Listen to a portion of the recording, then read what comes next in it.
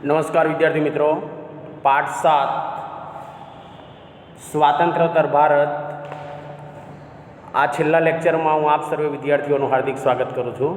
મિત્રો, આપણે આગળ દેશી રજવાડા રાજ્યોનું વિલીનીકરણ એના વિશે પણ શીખી ગયા છીએ. હવે ભારતના રાજ્યો અને કેન્દ્રશાસિત પ્રદેશો વિશે પણ આપણે જોઈ ગયેલા છીએ. મિત્રો, એની ચાવીઓ પણ આગળના લેક્ચરોમાં જણાવી દીધી છે. હવે આજે આપણે પ્રદેશવાદ, હવે આ પ્રદેશવાદ કોને કહેવામાં આવે તો એના વિશે મિત્રો ઘણી બધી વાત છે કે ભારત જે છે એ વિવિધતામાં એકતા ધરાવતો દેશ છે. અને આ વિવિધતામાં એકતા ધરાવતો દેશ છે એટલે કે ભારતની અંદર જે રાજ્યો આવેલા છે એ રાજ્યો એટલે કે કાશ્મીરથી લઈ ઉત્તરે હિમાલય, જમ્મુ કાશ્મીરથી લઈ અને દક્ષિણે કન્યાકુમારી સુધી જે ભાતીગળ પ્રજા રહે છે, એનો પહેરવેશ, એનો ખોરાક, એ રાજ્યોનું હવામાન, આ બધી જ બાબતોમાં વિવિધતામાં એકતા ધરાવતો દેશ એ આપણો ભારત છે. હવે આ જે ભારત દેશ છે એ ભારતની અંદર દરેક રાજ્યોની અંદર વિવિધ ભાષા બોલનારા, ગુજરાતમાં તો કહે છે ગુજરાતી ભાષા બોલાય, મહારાષ્ટ્રમાં તો કહે છે મરાઠી ભાષા બોલાય, તમિલનાડુમાં તમિલ ભાષા બોલાય, આ રીતે ઘણી બધી ભાષા બોલનારા આ દેશની અંદર, એ રાજ્યોની અંદર વિવિધ ધર્મો પાળનારા, વિવિધ જાતિઓ, જ્ઞાતિઓ અને સંસ્કૃતિ ધરાવતા લોકો એ ભારતની અંદર રહે છે, અલગ અલગ પ્રદેશોની અંદર. અને દેશની અંદર રહેલી આ વિવિધતાઓ જે છે એ ભાગ્યે જ બીજા કોઈ દેશમાં જોવા મળતી હશે. એટલા માટે ભારત એ વિવિધતામાં એકતા ધરાવતો દેશ છે. વિધાન સમજાવો, આવું કારણ પણ પૂછી શકાય છે. કોઈ એક ચોક્કસ ભૌગોલિક વિસ્તારની અંદર લાંબા સમયથી રહેતા જે લોકો હોય ત્યારે તેઓમાં પોતાપણાની એક ભાવાત્મક લાગણી ઉદ્ભવે છે. વર્ષોથી તમે જ્યાં રહો છો તે વિસ્તારની અંદર તમે રહેતા હોય તો તે વિસ્તારને તમે પોતાનાપણાની એટલે કે મારો જ આ શહેર છે, મારું આ ગામ છે, મારું આ રાજ્ય છે, મારો આ દેશ છે, એવી ભાવનાત્મક લાગણી સાથે તમે એ પ્રદેશમાં જોડાઈ જાઓ છો. અને એ પ્રદેશની અંદર જે ભાષા હોય છે, જે ધર્મ પાળતા હોય છે, એના રીત રિવાજો હોય છે, એની જીવનશૈલી હોય છે, જીવન જીવવાની શૈલી, એની જે ઐતિહાસિક એ પ્રદેશની જે ઐતિહાસિક પરંપરાઓ હોય છે તે આ એકબીજા સાથે મળતા આવતા હોવાથી એક જ વિસ્તારમાં જે રહેતા લોકો હોય છે એ લોકોની આત્મીયતા એટલે કે આત્મીયતાપણું, એકબીજાની સાથેનો સંબંધ, એકાત્મકતાની ભાવના, એ લાગણી ખૂબ જ વધારે પ્રમાણમાં મજબૂત બને છે. અને એ પ્રદેશ જે છે એ પ્રદેશનો સાંસ્કૃતિક વિકાસ એ કોઈ પણ ચોક્કસ જાતિ કે પ્રજાના પ્રયત્નોનું પરિણામ નથી, પરંતુ એ ત્યાંની પ્રજાના જે સામૂહિક પ્રયત્નો છે, બધા સાથે મળીને જે પ્રયત્નો કરેલા છે અને એની જે સિદ્ધિઓ છે એ સિદ્ધિઓનું સંયુક્ત પરિણામ છે. હવે આ જે પ્રદેશવાદ છે એ પ્રદેશવાદને ઉત્તેજન આપવું કે તેનો વ્યાપ વધારવા માટે અમુક નેતાઓ જે હોય છે, રાજકારણીઓ અથવા તો એના આગેવાનો હોય છે, એ કેટલાક તોફાની તત્વો એટલે કે ત્રાસવાદી પ્રવૃત્તિઓ અને એ પ્રદેશમાં રહેતા લોકોની જે લાગણીઓ હોય છે એ લાગણીઓને બહેકાવવાની કામગીરી કરતા હોય છે. આમ પ્રદેશવાદની જે વૃત્તિઓ છે એને જગાડવા અને તેને ઉત્તેજિત કરનારા તથા જે બહેકાવનારા તત્વો છે, પરિબળો છે, ઝઘડા કરાવનારા એકબીજા સાથે, એ દેશની રાષ્ટ્રીય એકતા માટે નુકસાનકારક પણ છે. આમ વ્યક્તિનો વિકાસ સાધવા માટે એની મહત્વાકાંક્ષા હોય એ સારી વાત છે, પરંતુ તેને સિદ્ધ કરવા માટે એ પ્રેરણા પૂરી પાડવી એ ખૂબ જ જરૂરી છે. અન્ય જે વ્યક્તિઓ છે એ અન્ય વ્યક્તિઓને એ લોકો નુકસાન પહોંચાડી શકતા નથી, પરંતુ આવી કેટલીક લોકોને ઉત્તેજિત કરીને બહેકાવનારા જે તત્વો હોય છે, એવા વ્યક્તિઓ હોય છે, એ આવી ભાવનાથી પ્રદેશનો સર્વાંગી વિકાસ થઈ શકતો નથી. વળી કેટલીક વખતે તો જો ઉગ્ર સ્વરૂપ ધારણ કરે આવી પ્રવૃત્તિઓ તો એ પ્રદેશની અંદર કેટલાક એવા અનિષ્ટ કાર્યો પણ થાય છે અને એ અનિષ્ટ કાર્યોને કારણે આખરે તો એ પ્રદેશમાં રહેતી પ્રજાને જ ભોગવવું પડે છે. આમ પોતાનો પ્રદેશ અને રાષ્ટ્રને નુકસાન પહોંચે તેવા કાર્યો ન કરવા જોઈએ. સમગ્ર દેશનું હિત જળવાય અને એ દેશની પ્રજા સુખ સંપત્તિથી રહે એ જોવું જરૂરી છે. દેશની અંદર સ્વતંત્રતા પ્રાપ્ત થયા પછી 15મી ઓગસ્ટ 1947 સ્વતંત્રતા પ્રાપ્ત થઈ એ પછી પ્રદેશ કરતાં રાષ્ટ્રનું સ્થાન જે છે એ ખૂબ જ ઊંચું રહેવું જોઈએ. અને ભારતીય સમાજની અંદર જે વિદેશી પ્રજાઓ છે એ વિદેશી પ્રજાઓનું અને તેમની અંદર સાંસ્કૃતિક મૂલ્યોનું એક પ્રકારનું સમન્વયીકરણ થયું છે. પણ સાથે સાથે તે બધી પ્રજા જે પ્રદેશોની અંદર વસવાટ કરીને કાયમ રહેતી હતી ત્યાંની ભૂમિ માટે એક પ્રકારનો લગાવ એ લાગણી જન્મ્યા છે અને જેને પ્રદેશવાદની ભાવના કહીએ છીએ. આવી લાગણી કે ભાવના થવી તે લાંબા ગાળાની પ્રક્રિયાનું પરિણામ હતું. પરંતુ સમય જતાં જે પ્રદેશવાદની લાગણી જન્મી એટલે કે પોતાના પ્રદેશો અલગ કરવાની જે લાગણી જન્મી એની અંદર સંકુચિતતા પેદા થવા લાગી. એટલે કે એમની જે મનની વૃત્તિ હતી એ મનની વૃત્તિ સંકુચિત થઈ ધીમે ધીમે નબળી પડવા લાગી અને એ પ્રદેશવાદનો ઉદ્ભવ અને વિકાસ માટે ત્યાંની ભાષા, જાતિ અને ધર્મ એ 3 પરિબળોને મહત્ત્વ ગણી શકાય છે. એટલે કે એ ધર્મની એ દેશની પ્રદેશની અંદર રહેતા લોકો કઈ ભાષા બોલે છે તે, કયો ધર્મ પાળે છે તે, અને એ પ્રદેશમાં રહેનારી જે જાતિ છે એ કયા પ્રકારની છે એ પરિબળો મહત્ત્વના ગણી શકાય. હવે ભાષા જે છે તો ભારતના બંધારણે આમ તો 22 જેટલી ભાષાઓને સ્વીકારેલી છે. પરંતુ ભાષાવાદ છે એ પ્રાદેશિકવાદને ઉત્તેજન આપે છે, પ્રદેશવાદને. જેમ મહારાષ્ટ્ર રાજ્યમાંથી 1 મે 1960ના રોજ ભાષાવાર અને પ્રાંતવાર પ્રદેશવાદને કારણે એ રાજ્ય આખું અલગ થયું હતું. મહારાષ્ટ્ર રાજ્યમાંથી ગુજરાત છૂટું પડ્યું હતું. ઉત્તર ભારતની અંદર હિન્દી ભાષા અને દક્ષિણ ભારતની અંદર બિન હિન્દી ભાષીથી પ્રદેશવાદની માગણી તીવ્ર બને છે. એટલે કે ઉત્તર ભારતની અંદર હિન્દી ભાષાના રહેતા લોકો વધારે હોય છે અને દક્ષિણ ભારત જે હોય છે એમાં ગુજરાતી લોકો એટલે કે બિન હિન્દી ભાષી પ્રદેશવાસીઓ એની માગણી તીવ્ર બને છે. અને ભારતની અંદર આ જે પ્રદેશવાદની ઉગ્રતા છે તો દેશની અંદર કેટલીક વાર ભાષાવાર રાજ્યોની પુનર્રચના કરવા પણ જે રચાયેલું પંચ હતું, બરાબર છે, સ્ટેટસ રીઓર્ગેનાઇઝેશન કમિશન, એ સ્ટેટ્સ રીઓર્ગેનાઇઝેશન કમિશન એટલે કે રાજ્યની પુનર્રચના પંચ એના માટેની એક નિમણૂક થઈ હતી દેશ સ્વતંત્ર થયા પછી. અને એમાં સૌ પ્રથમ 25મા રાજ્ય તરીકે ગુજરાત રાજ્ય એ મહારાષ્ટ્ર રાજ્યમાંથી છૂટું પણ પડ્યું હતું. અને એના ભલામણો મુજબ કેટલાક એવા ફેરફારો સાથે ઘડાયેલા ધારા અને તેનો અમલ કરાયા પછી એનો સમયમાં જોવા મળી છે. એટલે કે એ સ્ટેટ્સ રીઓર્ગેનાઇઝેશન કમિશન પછી એ રાજ્યોને અલગ માન્યતાઓ પણ આપવામાં આવેલી છે. હવે આ પ્રદેશો જે છે, રાજ્યો છે, એની અંદર ધર્મ અને જાતિ, તો ભારત એ વિવિધતામાં એકતા ધરાવતો દેશ છે. ભારતની અંદર વિવિધ ધર્મ પાળતા લોકો વસવાટ કરે છે. કેટલાક રાજ્યની અંદર કોઈ એક જ કોમની બહુમતીવાળી પ્રજા એ પોતાનો ધર્મ પાળીને રહે છે. દાખલા તરીકે નાગાલેન્ડની અંદર કિશન ધર્મ અંગીકાર કરેલો છે, મિઝોરમ છે, મણિપુર છે, મેઘાલય છે, અરુણાચલ છે પ્રદેશ. આજે સપ્તભગિનીના પ્રદેશના રાજ્યો છે, 7 સિસ્ટરના પૂર્વોત્તર રાજ્યો જેને કહેવામાં આવે છે, એ રાજ્યોની અંદર ક્રિશ્ચન ધર્મ અંગીકાર કરેલા લોકો અને એમના રીત રિવાજો છે, એમની પરંપરા છે, એમની જીવવાની જે જીવનશૈલી છે અને એ લોકોનો જે વ્યવસાય છે, આ વ્યવસાયની અંદર પણ વિવિધતા રહેલી જોવા મળે છે.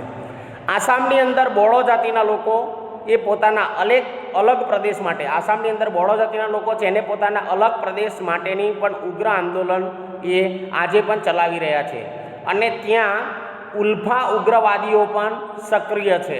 એટલે કે એ બોડો જાતિના લોકો છે એમાં ઉલ્ફા ઉગ્રવાદીઓ પણ એ સક્રિય છે અને પોતે પોતાના અલગ પ્રદેશની માગણી એ કરી રહ્યા છે. આમ પ્રદેશવાદને લીધે પંજાબ અને હરિયાણાનું પણ વિભાજન થયું. આ રીતે બિહાર રાજ્યની અંદરથી જો પ્રદેશવાદને લીધે પંજાબમાંથી હરિયાણા છૂટું પડ્યું, બિહાર રાજ્યની અંદરથી ઝારખંડ, મધ્યપ્રદેશની અંદરથી છત્તીસગઢ અને ઉત્તર પ્રદેશની અંદરથી ઉત્તરાખંડ જેવા નાના રાજ્યોની રચના થઈ છે. અને હાલ મહારાષ્ટ્ર રાજ્યની અંદરથી વિદર્ભ પ્રાંત જે કહે છે પ્રદેશ, વિદર્ભ રાજ્ય, એ પણ અલગ રચવાની માગણી ચાલે છે.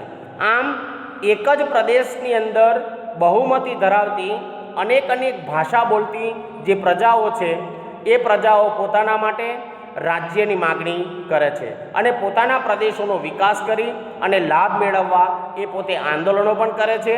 છેવટે એ દેશના હિતમાં નથી. આખરે તો એ આંદોલનો જે થાય છે એમાં દેશને એક પ્રકારનું નુકસાન જ છે. આમ ભારતના બંધારણની અંદર ભારતને સાર્વભૌમ બધી સત્તાઓ પ્રજાને આપવામાં આવેલી છે. એટલે સાર્વભૌમ એટલે મિત્રો આગળ પણ હું કહી ગયેલો છું કે જે દેશને કોઈપણ દેશ પાસે કોઈ પણ કાયદો ઘડવો હોય તેના માટે એને નીતિ નિયમો કે મંજૂરી લેવાની રહેતી નથી. આમ સમાજવાદી, ધર્મનિરપેક્ષ એટલે સમાજની સાથે રહીને, ધર્મનિરપેક્ષ એટલે જેને જે ધર્મ પાળવો એ છૂટ છે, અને લોકશાહી પ્રજાસત્તાક, લોકશાહી એટલે લોકોનું, લોકો દ્વારા લોકો વડે ચાલતું શાસન એ તરીકે જાહેર કરવાની અંદર આવ્યો છે. આમ રાજ્યોની પુનર્રચના વખતે પ્રાદેશિક ભાવના કરતાં સમગ્ર દેશની રાષ્ટ્રીય એકતાને વિચારીને નિર્ણય લેવો જોઈએ. એટલે કે સમગ્ર પ્રદેશની પુનર્રચના જ્યારે રાજ્યોની થાય છે ત્યારે પ્રાદેશિક ભાવનાને ન વિચારવી જોઈએ, પરંતુ આખા દેશ જે છે એ દેશની રાષ્ટ્રીય એકતાને વિચારી અને કોઈ નિર્ણય લેવો જોઈએ. હવે કેટલીક વખત આ પ્રદેશોની અંદર પણ પ્રાદેશિક અસમાનતા જન્મે છે. હવે ભારતની અંદર વિદેશી શાસકોથી એ જ્યાં આર્થિક લાભ પ્રાપ્ત ન થાય તે પ્રદેશોની અંદર વિકાસાત્મક કાર્યો કર્યા હતા નહીં. પરિણામે આવા જે પ્રદેશના રાજ્યો છે, અંગ્રેજોએ જ્યાં કોઠીઓ જ નહોતી સ્થાપી, જ્યાંથી એને કોઈ લાભ નહોતો થવાનો એ પ્રદેશમાં એને કોઠી સ્થાપી હતી નહીં. એવા પરિણામે આવા વિસ્તારોની અંદર પ્રાદેશિક અસમાનતા વિકસી છે. એટલે કે પ્રદેશો વચ્ચે અસમાનતા ઉદ્ભવેલી છે. ભારત દેશ સ્વતંત્ર થયું એ પછી સામાજિક અને આર્થિક વિકાસ માટે આયોજન પંચની રચના કરી. એટલે કે પંચવર્ષીય યોજનાઓની રચના કરી.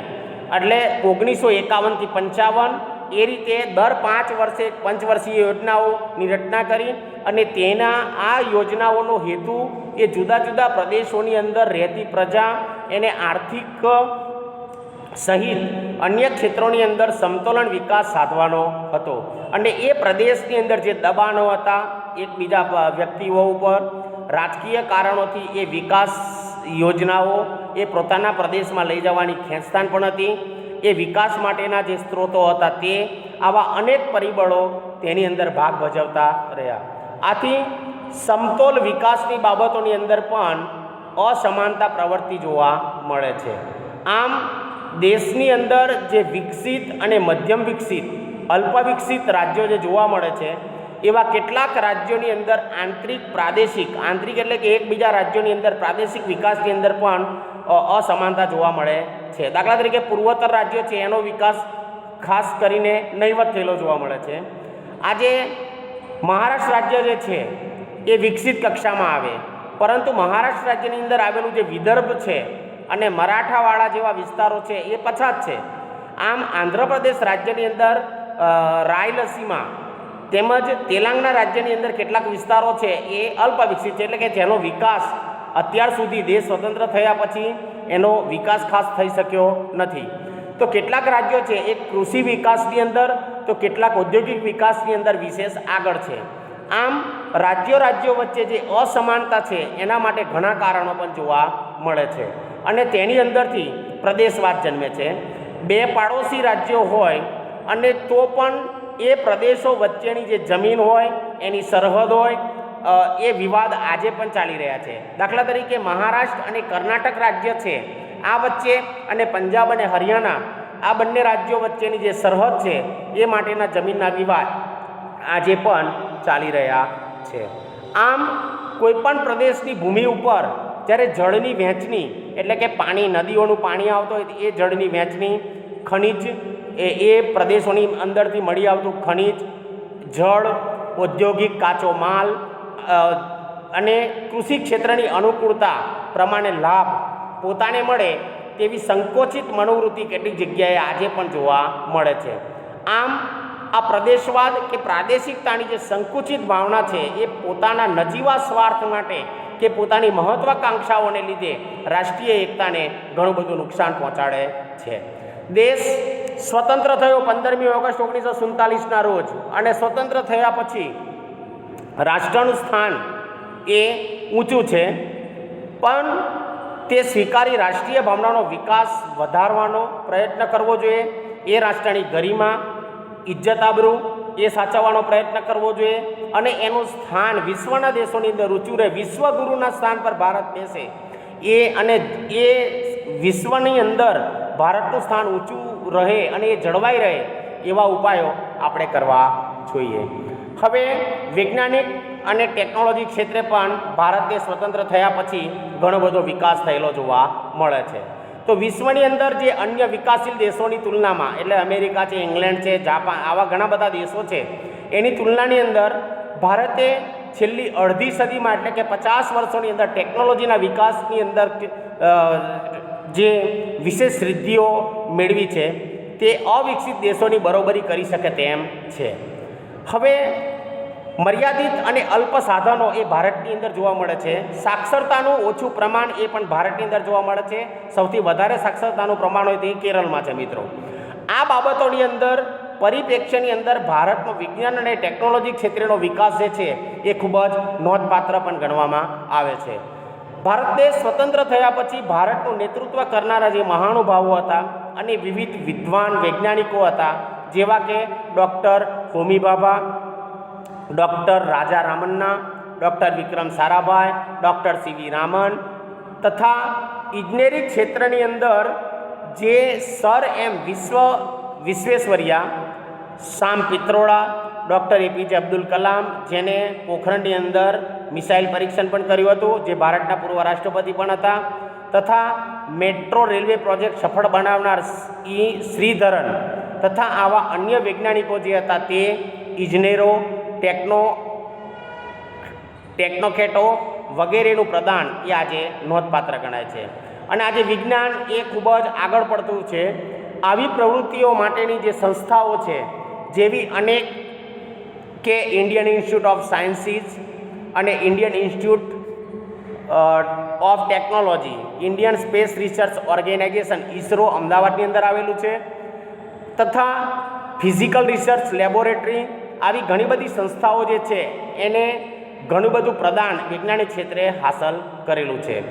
આમ ભારતીય મહિલાઓનું પણ આ ક્ષેત્રે નોંધપાત્ર પ્રદાન રહ્યું છે, જે નીચે પ્રમાણે છે.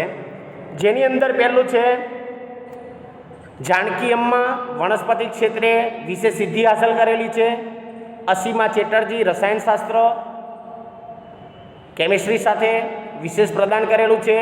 ડૉક્ટર ઇન્દિરા આહુજા, તબીબી ક્ષેત્રે વિશેષ પ્રદર્શન કરેલું છે. શકુંતલા દેવી છે, જેમને ગણિતશાસ્ત્રની અંદર માનવ સંગણક, હ્યુમન કોમ્પ્યુટર, એના ક્ષેત્રે વિશેષ સિદ્ધિ હાંસલ કરેલી છે. કલ્પના ચાવલા, જેને અવકાશ ક્ષેત્રે વિશેષ સિદ્ધિ હાંસલ કરી છે, અને સુનીતા વિલિયમ, એને પણ અવકાશ ક્ષેત્રે ખૂબ જ વિશેષ સિદ્ધિ હાંસલ કરેલી છે. અને અમદાવાદ સાયન્સ યુનિવર્સિટી જોવા જાઓ ત્યાં પણ એના વિશે ઘણી બધી માહિતી મિત્રો આપેલી છે. હવે આ ઉપરાંત વિવિધ ક્ષેત્રોની અંદર જે મહિલાઓ હતી એ મહિલાઓએ પણ પોતાનું પ્રદાન અભૂતપૂર્વ રહ્યું છે, અને એમની રાષ્ટ્રીય વિકાસની અંદર એ મહત્ત્વપૂર્ણ યોગદાન પણ આપ્યું છે. સ્વતંત્રતા વખતે જે દેશ અનાજ માટે પરસ્પર પરાવલંબી રહેતો હતો, એકબીજા પર આધાર રાખવો પડતો હતો, એના બદલે આપણા દેશની અંદર દેશ સ્વતંત્ર થયા પછી, આઝાદી મળ્યા પછી નોંધપાત્ર વસ્તીની અંદર વધારો થવા છતાં પણ કૃષિ ક્ષેત્રે ભારતની અંદર થયેલ હરિયાળી ક્રાંતિના પરિણામે અનાજ ઉત્પાદન ક્ષેત્રે ભારતનું સ્વાવલંબન એ મહત્ત્વની સિદ્ધિ ગણી શકાય છે. આ હરિયાળી ક્રાંતિ આવવા પાછળનું કારણ એ છે મિત્રો કે આજે દેશની અંદર નદીઓ ઉપર બંધ બાંધી, નહેરો કાઢી અને સિંચાઈ યોજનાના વિકાસ માટે પરસ્પર કૃષિ ક્ષેત્રે હરિયાળી ક્રાંતિ પણ સર્જી છે. અને આ કૃષિની સાથે સાથે શ્વેત ક્રાંતિ એટલે કે પશુપાલનનો ઉદ્યોગ વિકસી, એ દૂધ અને દૂધની બનાવટો એની અંદર પણ એ વિકાસ ક્ષેત્રે ટેકનોલોજીનો ઉપયોગ થયો છે. આમ કૃષિ યુનિવર્સિટીઓની જે સ્થાપના છે એ થવાથી સતત થઈ રહેલા સંશોધનો પણ ભારતના વિકાસની અંદર મહત્ત્વનો ફાળો રહેલો જોવા મળે છે. આમ પરમાણુ વિજ્ઞાન અને ટેકનોલોજીનો શાંતિમય ઉપયોગ કરવો અને તે માટેની સંશોધન સંસ્થાઓ અને પ્રયોગશાળાઓની પણ નોંધ લેવી ઘટે છે. એમાં ભાભા પરમાણુ ક્ષેત્ર સંશોધન છે એ મહારાષ્ટ્રની અંદર આવેલું છે. આ ઉપરાંત વૈજ્ઞાનિકો છે, કેટલાક એન્જિનિયરો છે અને ટેકનોક્રેટોના સંયુક્ત પુરુષાર્થ વડે બાંધવામાં આવેલા જે પરમાણુ મથકો છે એના દ્વારા આજે ઉર્જાની માગણી પહોંચી વળવા આપણે સફળ રહ્યા છે. એટલું જ નહીં, પરંતુ સંરક્ષણ ક્ષેત્રે માટે રાજસ્થાનની અંદર પોખરણની અંદર પણ 2 વખત કરવામાં આવેલા અણુ ધડાકાની નોંધ પણ સમગ્ર વિશ્વએ લેવી પડી છે. આમ અવકાશન સંશોધન ક્ષેત્રે ભારતે બાહ્ય અવકાશની અંદર જે ઉપગ્રહો છોડ્યા છે એ માટે વિશિષ્ટ પ્રકારના GSLV જીઓસિંક્રોનસ સેટેલાઇટ લોન્ચ વ્હીકલ ઉપરાંત આપને છોડેલા જે ઉપગ્રહો છે આર્યભટ્ટ, ખાલી જગ્યામાં વિકલ્પમાં પૂછી શકાય છે 1975ની અંદર, ભાસ્કર છે 1979ની અંદર, રોહિણી છે 1979માં તથા PSLV polar satellite launch vehicle અને છેલ્લે મંગળ ગ્રહ ઉપર પહોંચવા સુધીનું અભિયાન પણ ક્રમશઃ ઉપગ્રહો છોડવામાં સંપૂર્ણ સ્વાવલંબન એ એક અનેરી સિદ્ધિ ભારતની છે. આ સિદ્ધિ માટે ભારતની સંસ્થા એ અમદાવાદની અંદર આવેલી ઈસરોની ભૂમિકા છે એ નોંધપાત્ર રહી છે. એટલું જ નહીં, પરંતુ મિત્રો વૈશ્વિક કક્ષાએ તથા આંતરરાષ્ટ્રીય સ્તરની સંસ્થાઓની અંદર પણ આજે ભારતીય વૈજ્ઞાનિકોનું જે પ્રદાન છે એ નોંધપાત્ર જોવા મળે છે. આ ઉપરાંત સંદેશાવ્યવહાર અને telephone, computer, internet, mobile phone, smartphone, tablet, fax, email, Twitter. આ ઈમેલ છે એ મિત્રો તમે અહીંયા જેવું બોલો એવું વિદેશ તમારે જ્યાં મોકલવું હોય ત્યાં એવું છપાય અને આખી પ્રિન્ટ બહાર નીકળી જાય અને ઈમેલ એ રીતે કહેવામાં આવે છે. ટ્વિટર અને કમ્પ્યુટર, વોટ્સએપ આજે મોબાઈલની અંદર એનો યુઝ ઘણા બધા વિદ્યાર્થીઓ અને આપણે પણ કરતા હોઈએ છીએ. આ દ્વારા ભારતની અંદર વિશ્વની અંદર અન્ય પ્રગતિશીલ દેશોની હરોળમાં આવી ગયું છે અને વહીવટી તંત્રની અંદર તો કોમ્પ્યુટરનો આજે વધતો જતો ઉપયોગ છે એ પરોક્ષ રીતે પર્યાવરણ રક્ષણ માટે તથા કાર્બન ક્રેડિટ આપવામાં પણ સફળ રહેલો છે. આમ ભારતની અંદર વૈજ્ઞાનિક ટેકનોલોજી આવ્યા પછી ઉદ્યોગો ક્ષેત્રે, ઉર્જા ક્ષેત્રે, કૃષિ ક્ષેત્રે અને આરોગ્ય વગેરે ક્ષેત્રની અંદર બાયોટેકનોલોજીનો ઉપયોગ પણ અને તેની અંદર સતત થઈ રહેલા સંશોધનો અને વિકાસ, રિસર્ચ એન્ડ ડેવલપમેન્ટને કારણે ડિજિટલ ઇન્ડિયા અને મેક ઇન ઇન્ડિયાના સૂત્રો એ આજે વિશ્વ પ્રસિદ્ધ થઈ રહ્યા છે. આમ દરિયાઈ સંશોધન ક્ષેત્રે પણ એના વિકાસના પ્રયાસો આજે ચાલી રહ્યા છે. માનવ સંસાધનો હ્યુમન મિનિસ્ટરી એ માનવ સંસાધનો જે છે એની અંદર શ્રેષ્ઠમ ઉપયોગોના પ્રયાસો આજે થઈ રહેલા છે. આજે દેશના રસ્તાઓ 6 લેન રોડ બનાવી દીધા છે. પછી જે આપણા બંદરો છે એ બંદરોનો વિકાસ તથા શિક્ષણ અને આરોગ્ય ક્ષેત્રે PHC centre, primary health centre અને દરેક પ્રદેશો હોય એ પ્રદેશોની અંદર સરકારી હોસ્પિટલો એ આરોગ્ય ક્ષેત્રે પણ માનવ જીવનનો સર્વાંગી વિકાસ માટે થઈ રહેલા જે પ્રયાસો છે એ આજે સીમાચિહ્નરૂપ છે. સંયુક્ત રાષ્ટ્ર યુનાઇટેડ નેશન્સ દ્વારા 21 જૂનનો જે દિવસ છે એ 21 જૂનના દિવસને વિશ્વ યોગ દિન તરીકે ઉજવવાનો નિર્ણય એ ભારતના ઉજ્જવળ ભવિષ્યનું દર્શન કરાવે છે. આ વિકલ્પની અંદર પૂછી શકાય છે કે વિશ્વ યોગ દિન ભારતની અંદર ખાલી જગ્યા દિવસે ઉજવવામાં આવે છે. વિકલ્પમાં પણ પૂછી શકાય છે અથવા તો 1 માર્ચના પ્રશ્નમાં પણ પૂછી શકાય છે. 21 જૂનના દિવસને એ વિશ્વ યોગ દિન તરીકે ઉજવવામાં આવે છે અને આ જે બધા પ્રયાસો વિજ્ઞાન ક્ષેત્રે કરી રહ્યા છે એ આગળના વર્ષોની અંદર ભારતનું ઉજ્જવળ ભવિષ્યનું દર્શન કરાવે એવી અભ્યર્થના સાથે પાઠ પૂર્ણ કરું છું. મિત્રો, પાઠનું સ્વાધ્યાય એ પૂર્ણ લખવું અને પ્રશ્નોના ઉત્તરો છે એ પાકા કરવા. નમસ્કાર.